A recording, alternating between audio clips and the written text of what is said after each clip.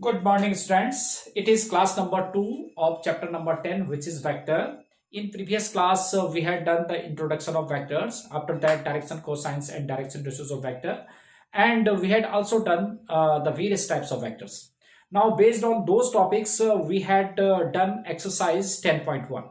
Now, next topics, which is going to present now, that is addition of two vectors, right? As you know that AB vector represent the displacement by any particle from point A to B, yeah, any body from point A to B, and BC represent the displacement of point B to C. So what will be the net displacement? So consider a situation in which a girl moves from point A to B and then from B to C. So what will be her net displacement? So net displacement that will be represented by AC. Net displacement is AC. So this law is known as triangle law. So you can see that here AB vector plus BC vector is equal to AC vector.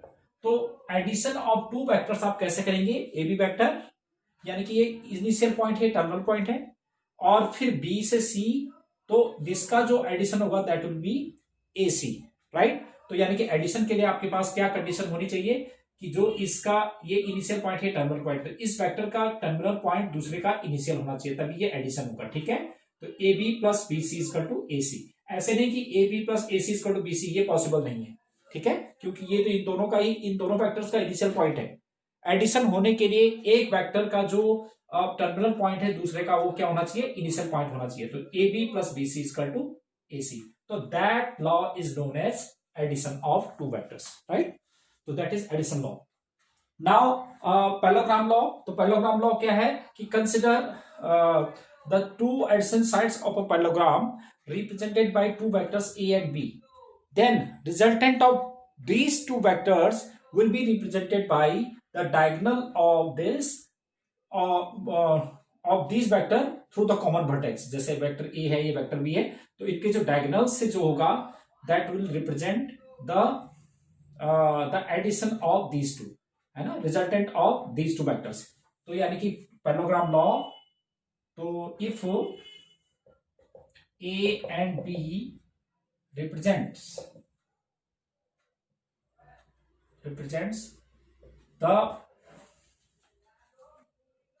adjacent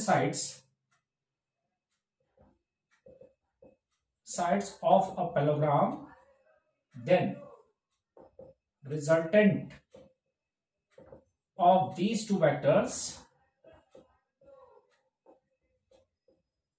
will be represented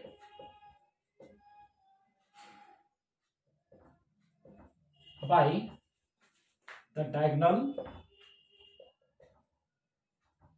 through the common vertex. तो this is known as parallelogram law. यानी कि A B, अगर ए vector ये है, ये B vector है, तो इनका जो कॉमन वर्टेक्स है ओ से इससे जाने वाले डायगोनल जो है that will represent the resultant of these to vectors, right? Yes.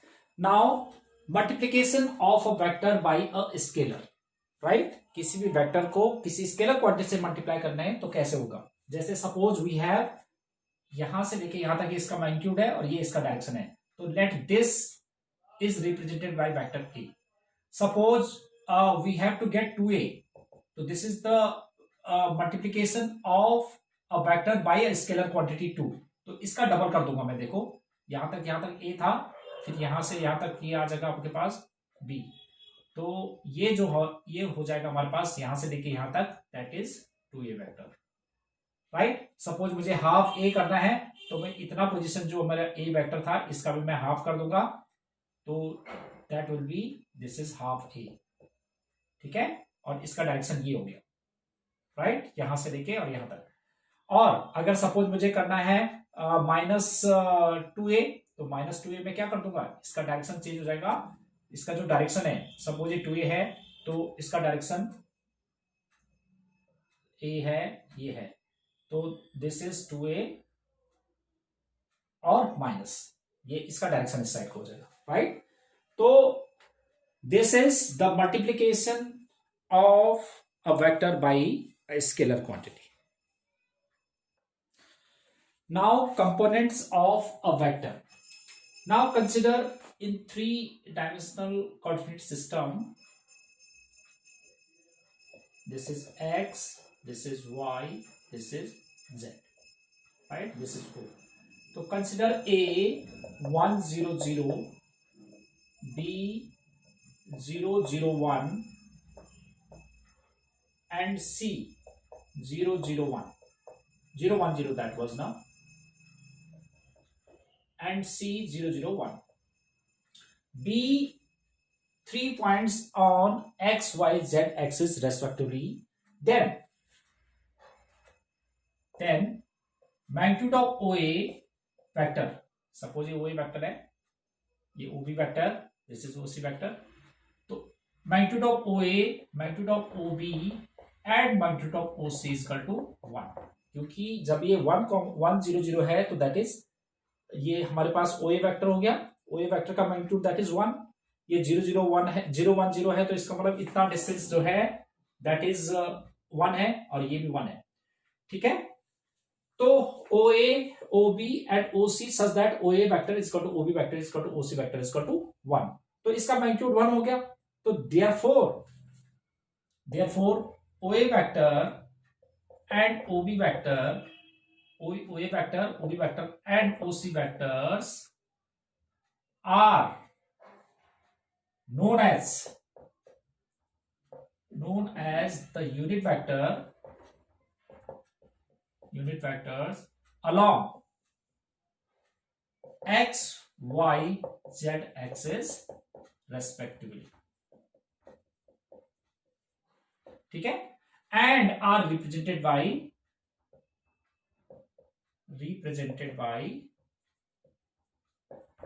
I cap, j cap, k cap. तो यानी कि unit vector along x axis that is represented by I cap, this is represented by j cap and this is represented by k cap. So these are the unit vectors along x, y, z axis respectively.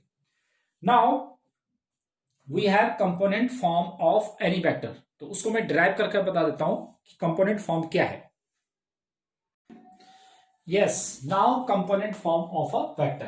Component क्या होता है component form of vector? Let us see. देखो, consider three dimensional coordinate system.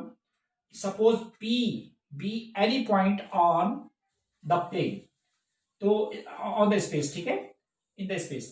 तो अब इसमें देखो बेटा कि कैसे मैं इसको कोऑर्डिनेट सिस्टम बताता हूं। मैंने इसलिए ड्रॉ किया है कि आप भी इसको ड्रॉ करना सीख जाएंगे कि कैसे, कि ये इसको ज्वाइन कर देता हूं। तो ये एक्स एक्सिस है, दिस इज जेड एक्सिस और this one is Y axis, ठीक है। तो इसको ज्वाइन कर देते हैं,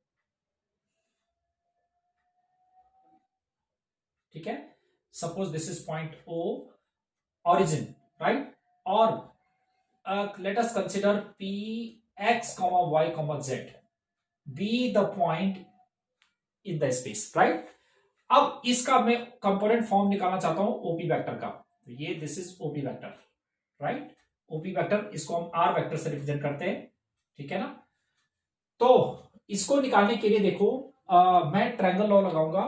तो suppose this distance is x, suppose ये डिस्टेंस हमारे पास x है, यहां से लेके यहां तक, ये हमारे पास y डिस्टेंस है ना। तभी तो इस पॉइंट के कोऑर्डिनेट x y z है और इसके कोऑर्डिनेट हमारे पास z है, नहीं ये डिस्टेंस z है।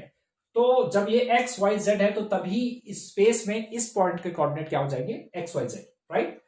अब देखो कि suppose this is A point, this is B and this is C, ठीक है। ये D ले लेते हैं और ये इसको हम E ले लेते हैं, this is D, E and F,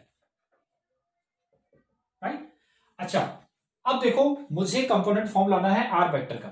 तो इसके लिए मैं क्या कर देता हूं कि ये आपके पास मैं इसको ज्वाइन कर देता हूं ताकि एडिशन हो जाए, ठीक है। ये है हमारे पास O, ठीक है।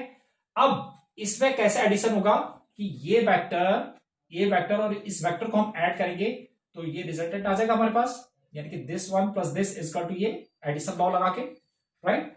तो ये इसका कैसे निकालूंगा मैं, देखो कि in this case O A vector is what is O A vector. अब O A vector vector quantity तो इसमें मैग्नीट्यूड और डायरेक्शन भी होगा। मैग्नीट्यूड क्या है इसका x, और डायरेक्शन किससे रिप्रेजेंट होगा आई कैप से, ठीक है, क्योंकि अभी मैंने प्रीवियस उसमें बताया था कि I cap represents the unit vector along x axis, ठीक है। तो जब उसका यूनिट वेक्टर है मतलब आई कैप हो जाएगा, और उसका मैग्नीट्यूड 1 है बट इसका डिस्टेंस x है, तो x मैग्नीट्यूड वाला वेक्टर क्या हो जाएगा एक्स आई कैप, ठीक है। ऐसे ही ये जो हो जाएगा OB vector is y j cap and OC vector is z k cap, right. अब इसमें लगाओ triangle law in triangle OAD, you can see that OA using triangle law,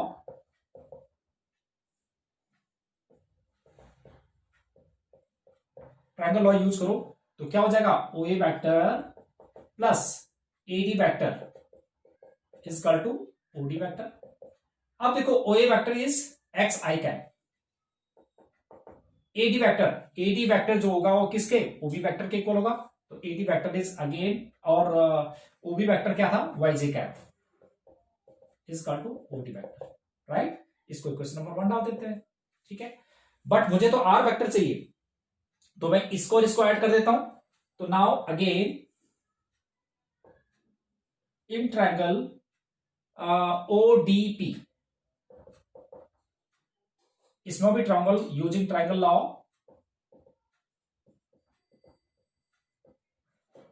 triangle law use करो तो क्या हो जाएगा OD vector plus DA vector DP vector is equal to कितना हो जाएगा OP वेक्टर। तो OD was XI plus YJ, और DP वेक्टर किसके इक्वल होगा, DP वेक्टर जो होगा वो OC वेक्टर के इक्वल होगा, ये और ये वेक्टर सेम होंगे, तो OC vector was ZK is equal to that was R vector, ठीक है। तो this is component form of any vector, R vector का कंपोनेंट फॉर्म, तो this form is known as component form of a vector, right. तो OP OA vector को हम क्या कर सकते हैं, अगर if the coordinate p x, y, z be any point in the space, then component form of OP vector that will be xi, yj, zk, right. This is component form where xi, yj, zk, these are known as xi, yj, zk, these are known as which form is this vector form, क्योंकि इसमें vector quantity भी आ गई ना ij के vector, sorry vector components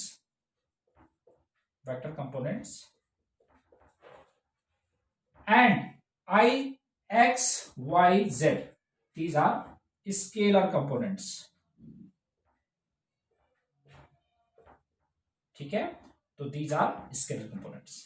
तो this is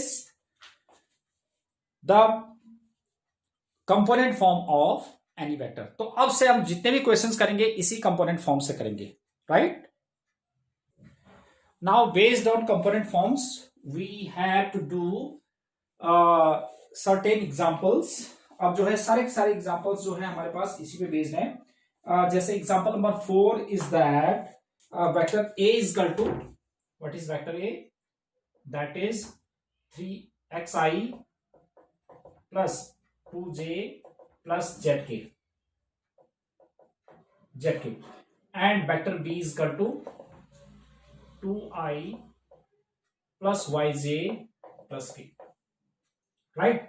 तो if these two find the values of x, y, z if these two vectors are equal, तो since यानी कि two vectors, since vector a is equal to vector b, so therefore two vectors are said to be equal if their corresponding components are equal। तो corresponding components equal होंगे तो क्या हो जाएगा x is equal to 2, ये इसके equal हो जाएगा, and y is equal to 2 और z is equal to 1, so that is the values of x, y, z, right। It was example number 4।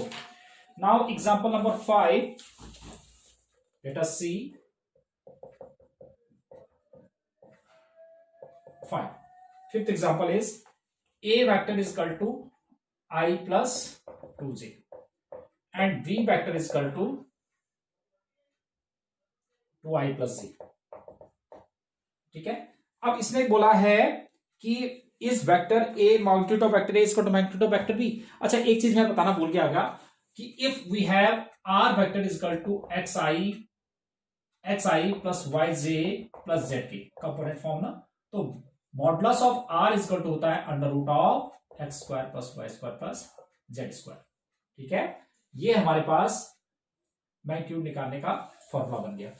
तो अब we have to get vector A का magnitude of vector A is under root of 1 square plus 2 square, तो that is root 5, and magnitude of B is equal to under root of 2 square plus 1 square which is again root 5.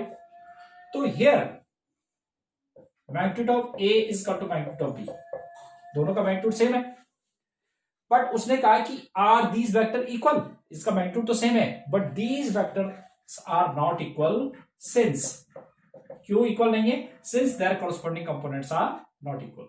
Since their corresponding components are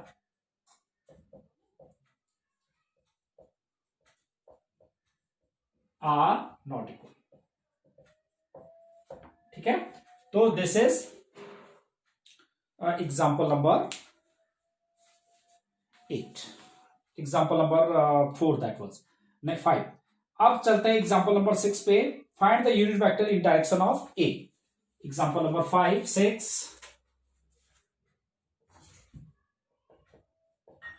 Example 6, we have if vector A is equal to, that is 2i plus 3j plus k, we have to get unit vector in direction of A.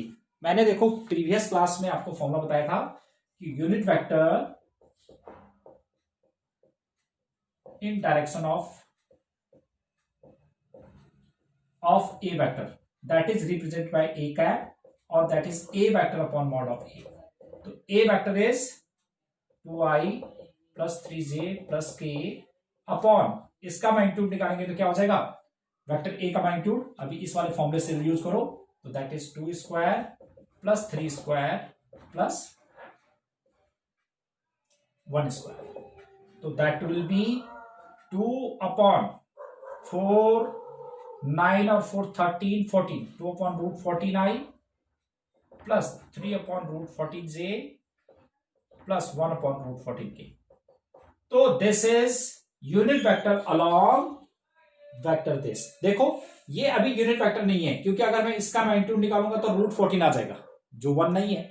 अगर मैं इसका magnitude निकालता हूं तो इसका magnitude 1 हो जाएगा. देखो अगर मैं इसका स्क्वायर प्लस इसका स्क्वायर प्लस इसका स्क्वायर का अंडर रूट करूंगा तो 14 अपॉन 14 आ जाएगा, दैट इज 1. ठीक है, तो this is example number 6. Now we have example number 7, which is find a unit vector in direction of A vector I minus 2j that has magnitude 7 in it. तो इसने कहा है कि unit vector ने the vector along this having magnitude 7 units. तो मैं क्या करता हूं कि ऐसा कर लेते हैं कि vector in direction of A having magnitude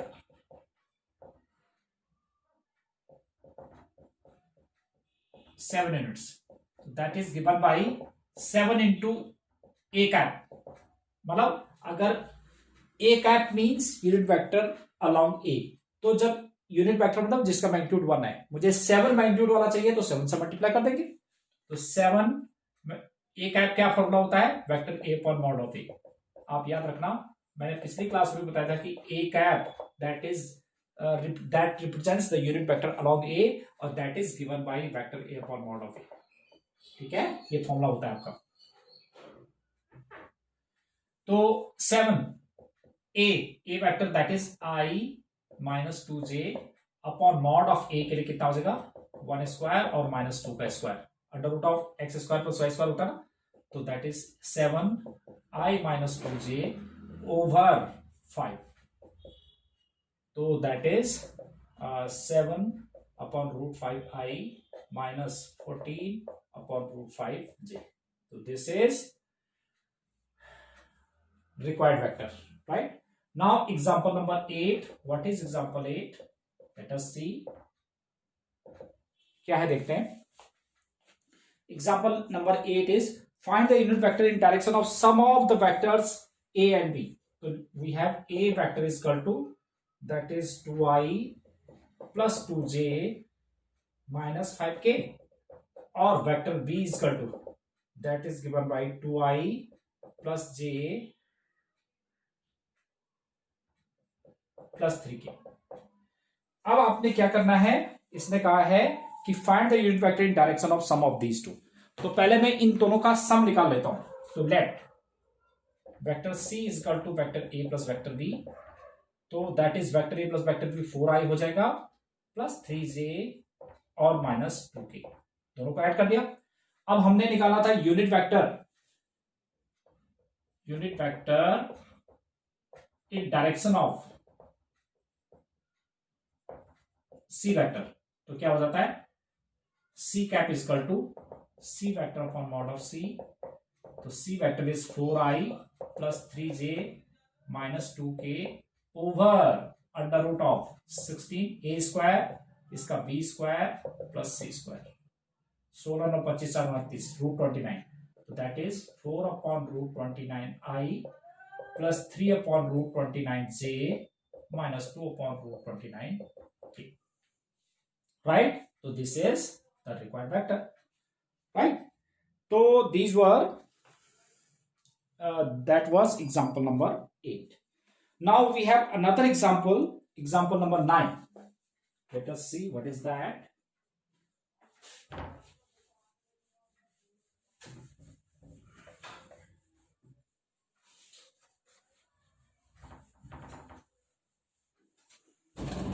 Ninth example is, what is ninth example? Write the direction ratios of the vector. A vector is equal to I plus j minus 2k. Direction ratios add and calculate their direction cosines. Right?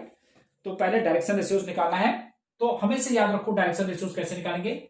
Direction ratios those are, जो इनके coefficients होते हैं 1 1 और -2, और इनको हम किससे represent करते हैं, ए बी सी से.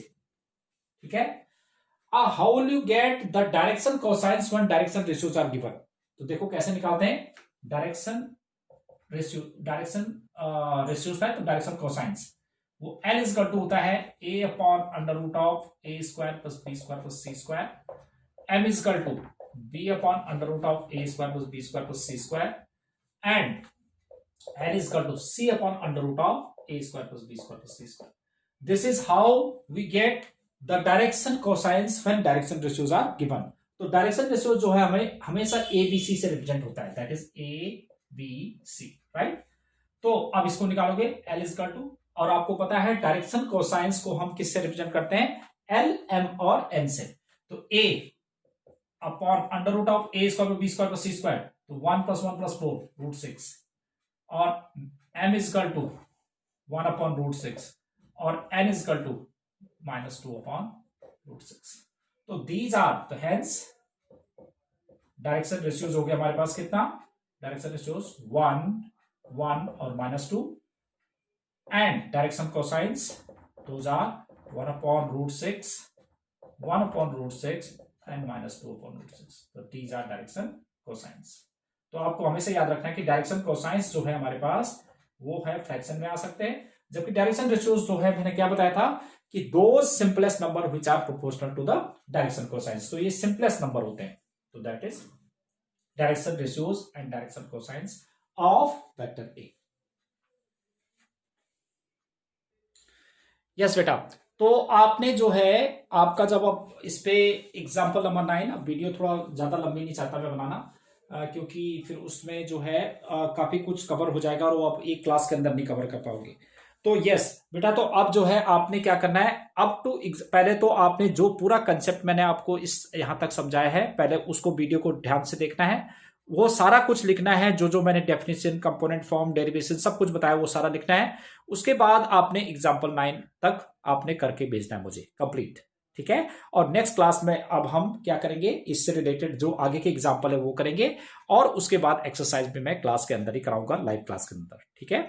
तो I think that is more than enough for today's class. Good bye, have a nice day.